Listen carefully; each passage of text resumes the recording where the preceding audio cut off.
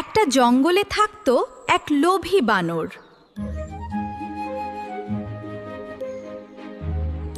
একদিন সে দেখতে পেল এক জাদুর আম।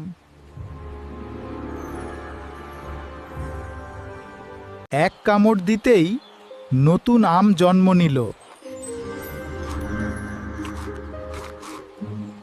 বানরটা খুব খুশি হয়ে গেল।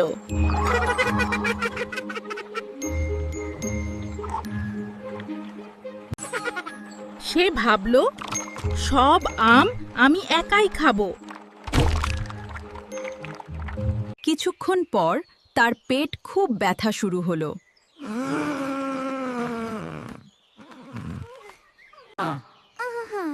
আমরা তোমার সাথে আছি, তোমাকে সুস্থ হতেই হবে। তোমাদের ধন্যবাদ। লোভ করলে কষ্ট পেতে হয়, ভাগ করে নিলে সুখ বাড়ে।